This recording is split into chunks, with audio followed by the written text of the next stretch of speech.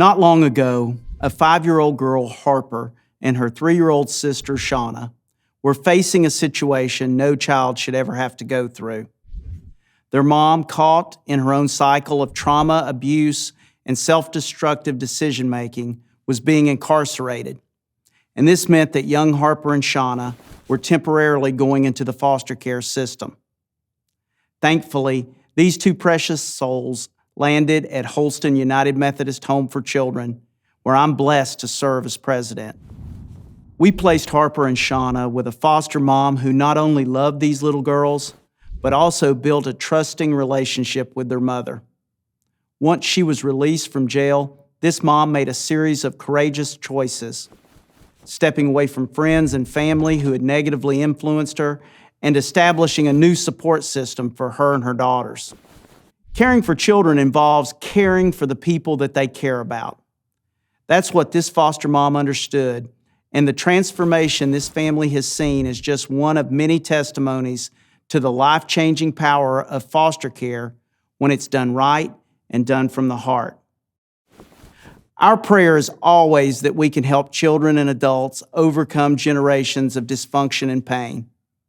As Christians, we believe that any lasting change is a true work of God. At Holston Home, these deep convictions have been central to our mission since 1895. That's when a Methodist widow named Elizabeth Wiley used what little financial resources she had to start an orphanage to serve hurting children. Since then, we have helped more than 8,000 children by reuniting them with their families, placing them for adoption, or helping them transition to adulthood. Yet if the federal government has its way, Mrs. Wiley's legacy and its impact will include far fewer success stories like Harper and Shauna. Holston Home, along with other faith-based agencies, partners with states to care for foster children. For decades, federal tax dollars have partially funded those programs, which help willing families shoulder the cost of foster care. In 2016, the outgoing federal administration added a new condition to this decades-old arrangement.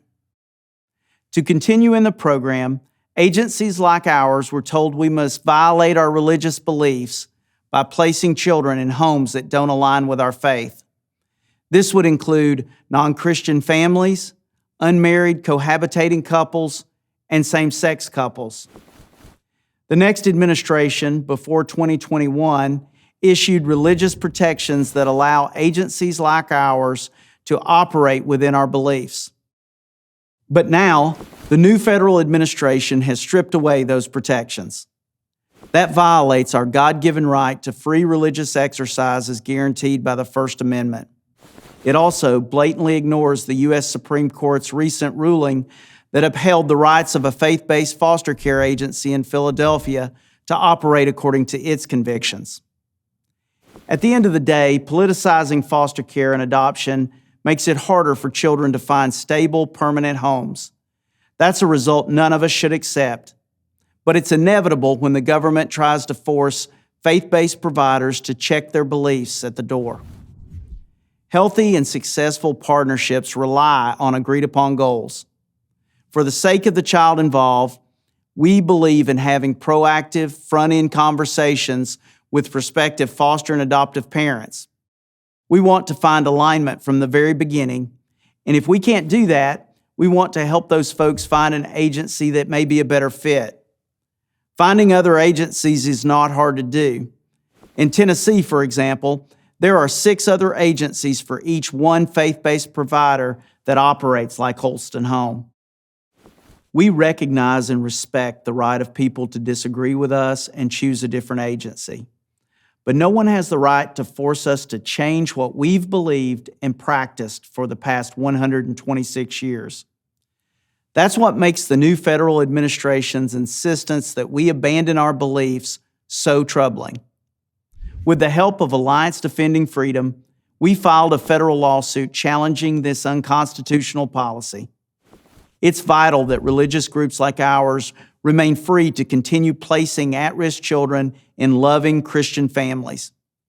It's also vital for the government to stop treating foster children like pawns between one administration and another just because some child-caring agencies are motivated by their faith.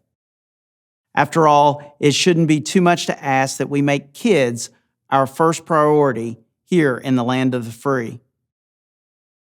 Follow our case at adflegal.org and find more videos like this at adflegal.org/Freedom Matters.